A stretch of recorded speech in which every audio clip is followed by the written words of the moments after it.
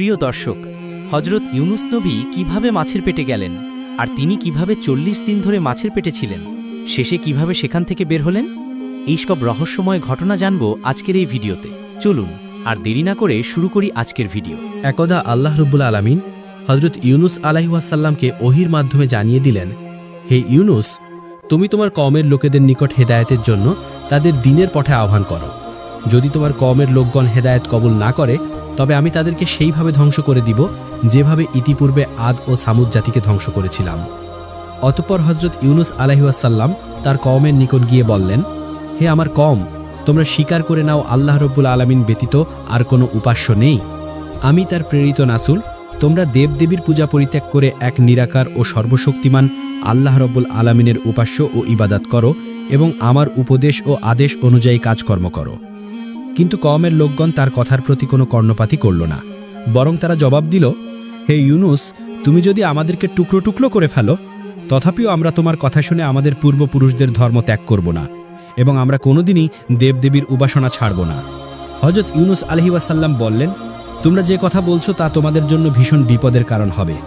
তোমরা যদি আল্লাহ রব্বুল আলামিনের প্রতি ঈমান আনো এবং আমাকে নবী বলে স্বীকার করে নাও, এটা তোমাদের দুনিয়া ও আখিরাতের উভয় জাহান্নামের কল্যাণের কারণ হবে।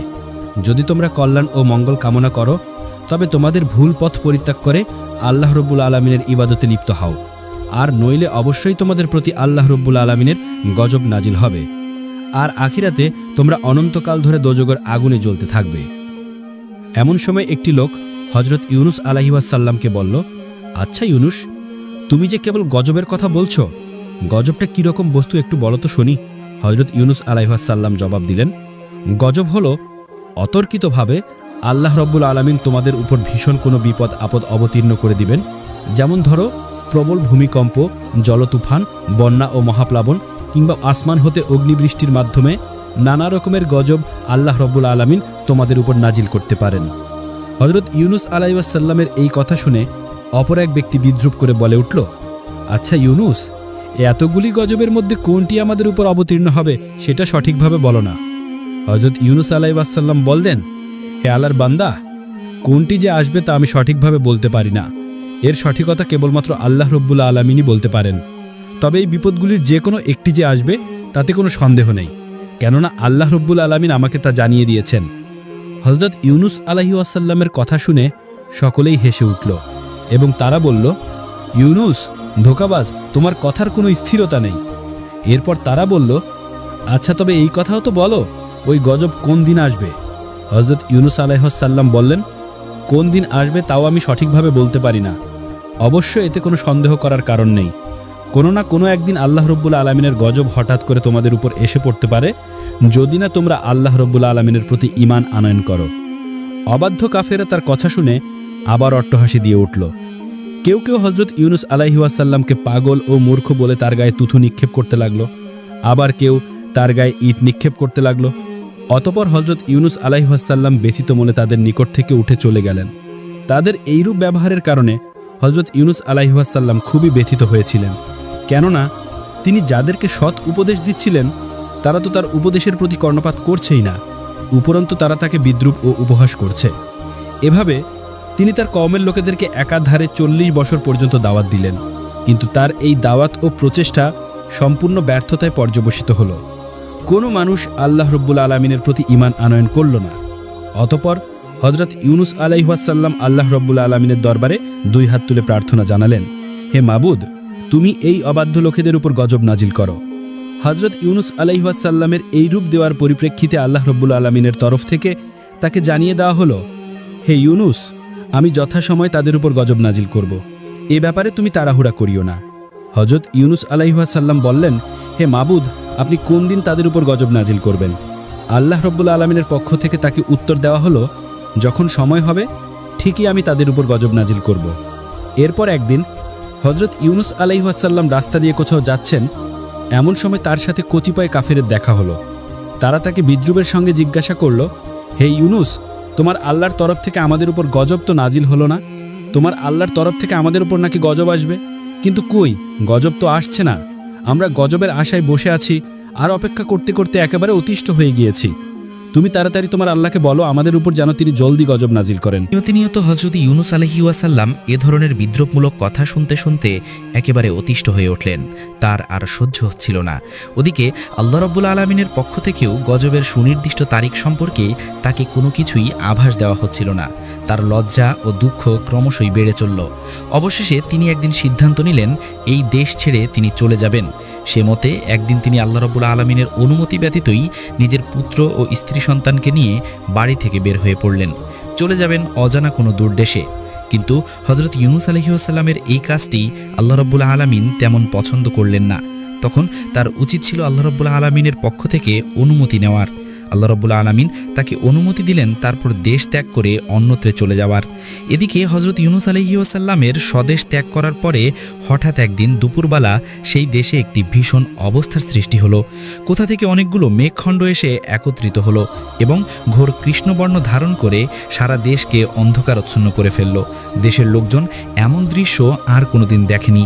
এই দৃশ্য দেখে তারা অত্যন্ত ভীত ও শঙ্কিত হয়ে পড়ল।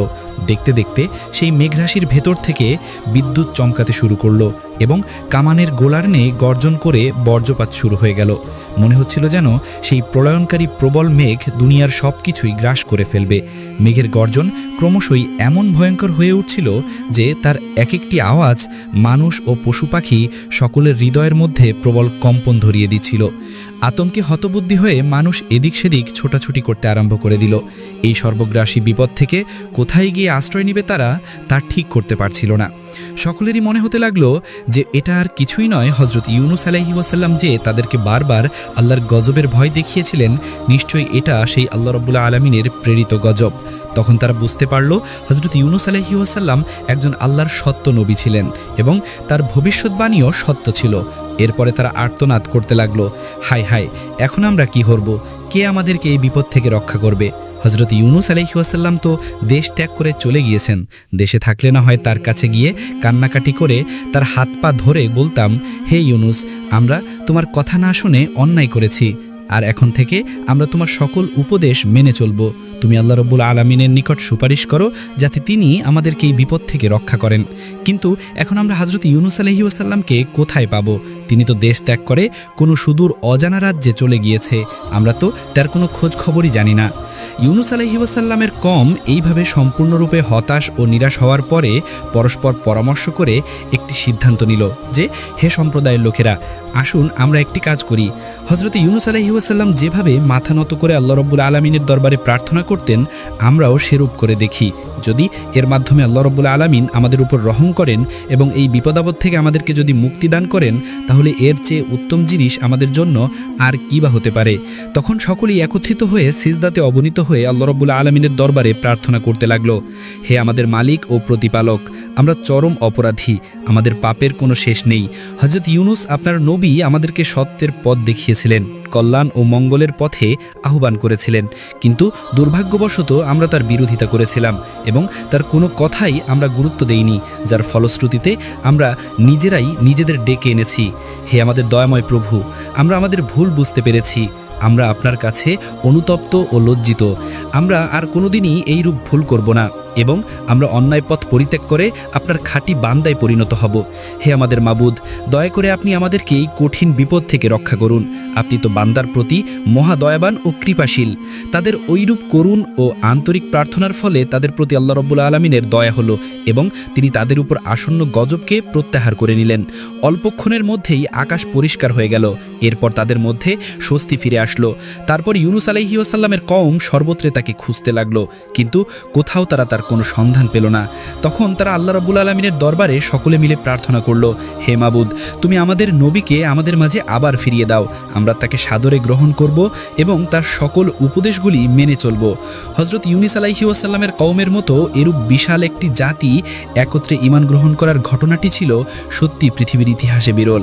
হযরত আবু বকর রাদিয়াল্লাহু তাআলা আনহু হতে বর্ণিত একটি হাদিসের মাধ্যমে জানা যায়, হযরত রাসূল আকরাম সাল্লাল্লাহু আলাইহি ওয়াসাল্লাম বলেছেন, হযরত ইউনুস আলাইহি ওয়াসাল্লামের কওম কওমের মধ্যে প্রাপ্তবয়স্ক ও বুদ্ধিমান পুরুষের সংখ্যা ছিল 1,00,000। এছাড়া নারী ও বালক বালিকার সংখ্যা ছিল প্রায় 3,00,000। এদিকে হজরত ইউনুস আলাইহি ওয়াসাল্লাম স্বদেশ ত্যাগ করা বের হয়ে কিছুদূর চলার পরে তিনি একটি নদীর তীরে গিয়ে উপস্থিত হলেন। তখন তিনি তার 2 পুত্র ও স্ত্রীকে নিয়ে একত্রে নদী পার হওয়ার চিন্তা ভাবনা করতে লাগলেন।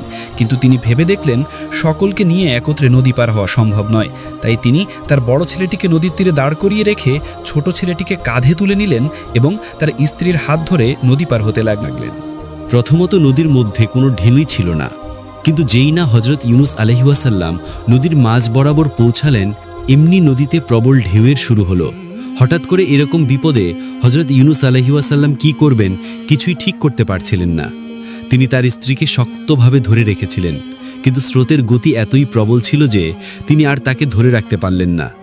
স্ত্রী তার হাত থেকে ফসকে চলে গেল। স্ত্রীকে রক্ষা করতে গিয়ে যখন তিনি তার প্রতি মনোনিবেশ করেছিলেন, তখন তার ঘাড়ের উপরে থাকা ছোট ছেলেটির প্রতি তিনি অন্যমনস্ক হয়ে পড়েছিলেন। আর সেই কারণে তার ছোট ছেলেটিও ঘাট থেকে পড়ে গিয়ে নদীর স্রোতের সাথে কোথায় যেন বিলীন হয়ে গেল। তাদের মধ্যে কাউকেই তিনি উদ্ধার করতে সক্ষম হলেন না। তখন নদীর পাড়ে রেখে আসা বড় ছেলেটিকে উদ্ধার করার জন্য যেই না নদীর পাড়ের নিকটবর্তী হলেন, তখন তিনি দেখতে পেলেন একটি বাঘ তার ছেলেটিকে আক্রমণ করে তাকে ধরে নিয়ে দ্রুত জঙ্গলের মধ্যে চলে গেল। তখন আর তিনি কি করবেন? এভাবেই তিনি স্ত্রী পুত্রকে হারিয়ে শোকাহত মনে একাই নদীর পাড় ধরে সম্মুখে চলতে লাগলেন। বহুদূর পথ অতিক্রম করার পর তিনি দেখতে পেলেন একটি বিরাট নদীর কোলে একটি জাহাজ নোঙর করা রয়েছে। বহু যাত্রী পূর্বে সেই জাহাজে আরোহণ করেছিল, তিনিও তাতে আরোহণ করলেন। অল্পক্ষণের মধ্যেই তা নদীর সীমানা পেরিয়ে সমুদ্রে গিয়ে উপনীত হলো। সমুদ্রে উপনীত হয়ে কিছুক্ষণ জাহাজটি ভালোই চলছিল, কিন্তু যেই না তারা সাগরের মাঝে উপনীত হলো, তখন আর সেই জাহাজটি সামনে অগ্রসর হচ্ছিল না। একই স্থানে সেটি আটকে থাকলো। জাহাজের কাপ্তান ও নাবিকেরা অনেক চেষ্টা করলেও জাহাজটিকে সামনে নিতে সক্ষম হলো না। তারা দেখল জাহাজের সব কিছুই ঠিকঠাক রয়েছে, তারপরও জাহাজ সামনে অগ্রসর হচ্ছে না। অতবার জাহাজের কাপ্তান, নাবিক এবং আরোহীগণ সকলেই অবাক হয়ে ভাবতে লাগলো যে এরূপ হওয়ার কারণ কি। ওই জাহাজে একজন ধর্মবীরু কামিল বুজুর্গ লোক ছিলেন। তিনি বললেন, নিশ্চয়ই জাহাজে এমন একজন গোলাম আছে যে তার মালিকের কাছে না বলে পালিয়ে এসেছে এবং সে এই জাহাজে আরোহণ করেছে, আর তার পাপের কারণে জাহাজ সামনে চলছে না।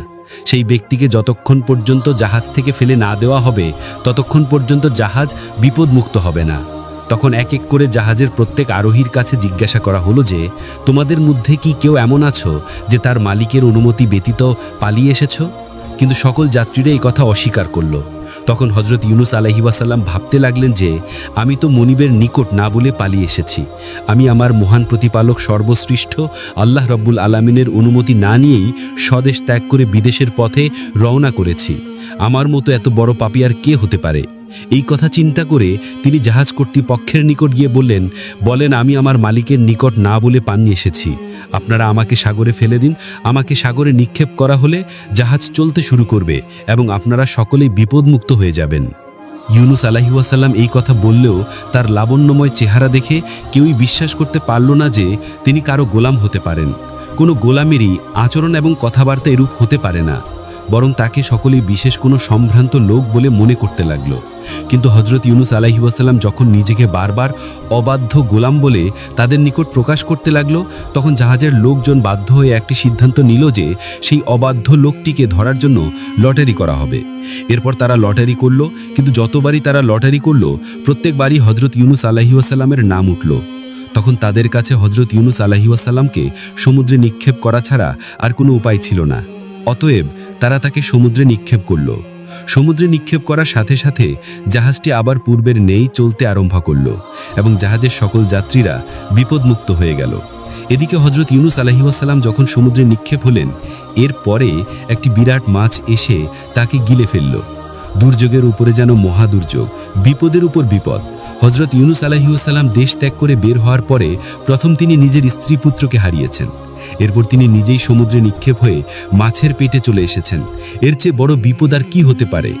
আল্লাহ রব্বুল আলামিনের একজন বিশিষ্ট নবী হওয়া সত্ত্বেও তার অনুমতি ব্যতি রেখে স্বদেশ ত্যাগ করার কারণেই আল্লাহ রব্বুল আলামিন তাকে এই কঠিন বিপদ ও বালা মুসিবত দিয়ে পরীক্ষা করছিলেন। আল্লাহ রব্বুল আলামিন হজরত ইউনুস আলাইহি ওয়াসাল্লামকে দুনিয়া থেকে তুলে নেওয়ার বদলে তাকে বাঁচিয়ে রাখার ইচ্ছা করলেন। এ কারণে তিনি উক্ত মাছটিকে হুকুম করলেন, হে মৎস্য, আমার প্রিয় নবী তোমার পেটে আশ্রয় গ্রহণ করেছে, সাবধান, তার যেন কোনো প্রকার কষ্ট বা অসুবিধা না হয়, এদিকে তুমি সর্বদা লক্ষ্য রাখবে।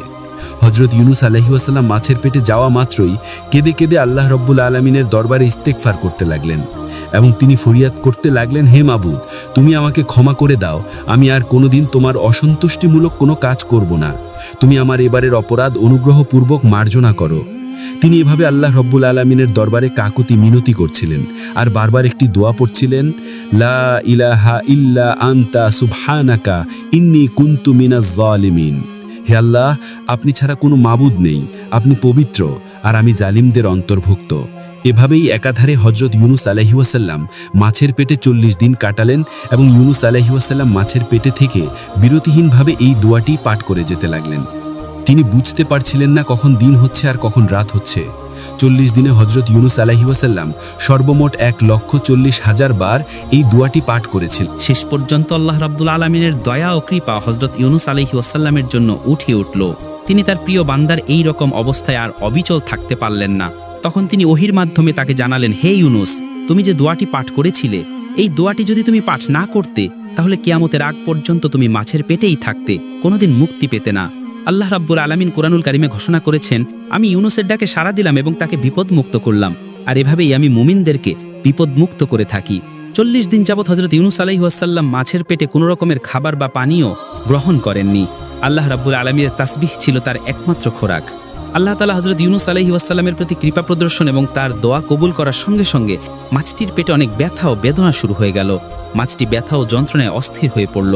এরপর আল্লাহ রাব্বুল আলামিনের নির্দেশে একটি জনমানবহীন মরুময় দ্বীপে মাছটি হজরত ইউনুস আলাইহিস সালামকে উদ্গীরণ করে দিল এবং এভাবেই সে নিজের পেটের বেদনা থেকে মুক্তি লাভ করল আর শান্তি ও স্বস্তির মুখ দেখল। হজরত ইউনুস আলাইহিস সালাম তখন প্রায় জীবন্ত মৃত্যুর মতো অবস্থা প্রাপ্ত হয়ে পড়েছিল। সামুদ্রিক মাছ ইউনুস আলাইহিস সালামকে নির্জন দ্বীপে উদ্গীরণ করে দিয়ে সমুদ্রে চলে গেল। মাছটি ইউনুস আলাইহিস সালামকে যে দ্বীপে উদ্গীরণ করে দিয়েছিল সেই দ্বীপে না ছিল কোনো জনমানবের চিহ্ন এবং না ছিল কোনো গাছগাছালির চিহ্ন। দীর্ঘ 40 দিন মাছের পেটে অবস্থা করার কারণে ইউনুস আলাইহিস সালামের শরীরের চামড়াগুলি একেবারে পাতলা হয়ে গিয়েছিল। দ্বীপটি মরুময় হয় এবং গাছপালা না থাকায় রৌদ্রের তাপ হযরত ইউনুস আলাইহিস সালামের শরীরে সরাসরি পতিত হতে লাগলো, আর এতে তিনি অনেক কষ্ট ও যন্ত্রণা অনুভব করতে লাগলেন। অপরদিকে ক্ষুধা ও তৃষ্ণাতেও তিনি একেবারে কাতর হয়ে পড়েছিলেন। কিন্তু তিনি কি খাবেন? সমুদ্রের পানি ছিল লবণাক্ত এবং আশেপাশে এমন কোনো খাবারও নেই যেই খাবার খেয়ে তিনি নিজের শরীরের শক্তি ফিরিয়ে আনতে পারেন। এমন প্রতিকূল পরিবেশে হযরত ইউনুস আলাইহিস সালামের প্রতি আল্লাহ রাব্বুল আলামিনের রহমত অবতীর্ণ হলো। যেখানে তিনি অর্ধমৃত অবস্থায় শায়িত ছিলেন তার একেবারে নিকটে আল্লাহ রাব্বুল আলামিন একটি লাউ গাছ উৎপন্ন করে দিলেন। দেখতে দেখতে লাউ গাছটি বড় হয়ে গেল এবং বড় হয়ে ক্ষান্ত থাকলো না, তা একটি জুপে পরিণত হলো আর হযরত ইউনুস আলাইহিস সালামের শান্তির জন্য পরম আরামদায়ক ছায়া প্রদর্শন করতে লাগলো। আল্লাহ রাব্বুল আলামিনের এই অশেষ কৃপায় ইউনুস আলাইহিস সালাম অশেষ শুকরিয়া আদায় করলেন। সেই অবস্থানে বিশ্রাম করে তার প্রাণ শীতল হয়ে গেল। একটু পরেই তিনি দেখতে পেলেন সেই গাছে কতগুলি ফল ধরল। দেখতে দেখতে সেই ফলগুলি বড় হলো। এই ফলগুলি দেখতে লাউয়ের মতো হলেও সেগুলো ছিল অত্যন্ত মিষ্ট ও সুস্বাদু। তার মধ্য থেকে আল্লাহ রাব্বুল আলামিন একটি ফল হযরত ইউনুস আলাইহিস সালামকে ভক্ষণ করার ব্যবস্থা করে দিলেন। সেই ফলটি ভক্ষণ করে ইউনুস আলাইহিস সালাম দেখলেন এমন সুমিষ্ট ও সুস্বাদু ফল তিনি জীবনে আর কখনো ভক্ষণ করেননি, কারণ এটি ছিল জান্নাতি ফল। এভাবেই আল্লাহ রাব্বুল আলামিন তার ক্ষুধা দূর করলেন। অতঃপর এবার চিন্তা করতে লাগলেন, ক্ষুধা তো দূর হলো, কিন্তু এবার তিনি তৃষ্ণা কিভাবে নিবারণ করবেন। এই চিন্তা করার সাথে সাথে তিনি দেখতে পেলেন পুষ্টপৃষ্ট স্বাস্থ্যবান একটি বকরি তার দিকে ছুটে আসছে। অতঃপর তিনি সেই বকরির দুধ পান করে তৃষ্ণা নিবারণ করলেন আর আল্লাহ রাব্বুল আলামিনের দরবারে লাখ লাখ শুকরিয়া আদায় করলেন। এভাবে কয়েকদিন পর্যন্ত হযরত ইউনুস আলাইহিস সালাম সুমিষ্ট ফল ও বকরির দুধ পান করে নিজের শরীরে যথেষ্ট শক্তি ও শান্তি অনুভব করতে লাগলেন। এমন অবস্থায় আল্লাহ রাব্বুল আলামিন তার নিকট ওহী প্রেরণ করলেন, হে ইউনুস, তুমি যেই দ্বীপে অবস্থান করছো তার অনতি দূরেই একটি বস্তি রয়েছে, তুমি গিয়ে তাদের কাছে দ্বীনের দাওয়াত দাও। এরপরে তোমার কওমের লোকেদের কাছে ফিরে গিয়ে তাদেরকে হেদায়েত করতে থাকো। আল্লাহ রাব্বুল আলামিনের পক্ষ থেকে এরূপ আদেশ পেয়ে হযরত ইউনুস আলাইহিস সালাম সেই দ্বীপ থেকে সামনে চলতে লাগলেন। কিছু দূর অগ্রসর হবার পরে তিনি একটি লোকালয়ের কাছে গিয়ে পৌঁছালেন। সেখানকার মানুষদের চরিত্র ছিল খুবই উত্তম। তারা ইতিপূর্বে হযরত ইউনুস আলাইহিস সালামের নাম শুনেছিল এবং তাকে নিজেদের মধ্যে পাওয়ার জন্য অধীর আগ্রহে বসেছিল। সুতরাং হযরত ইউনুস আলাইহিস সালাম সাল্লাম তাদের মধ্যে গিয়ে উপস্থিত হলেন। তখন তারা আনন্দে আত্মহারা হয়ে গেল। অতঃপর তিনি তাদের কাছে দিনের বিধিবিধান পেশ করলেন আর আল্লাহ রাব্বুল আলামিনের দিন কবুল করে হযরত ইউনুস আলাইহিস সালামের উম্মতে পরিণত হলো। অতঃপর হযরত ইউনুস আলাইহিস সালাম সেই দেশের সর্বোচ্চ ভ্রমণ করে ওয়াজ নসিহত করতে লাগলেন।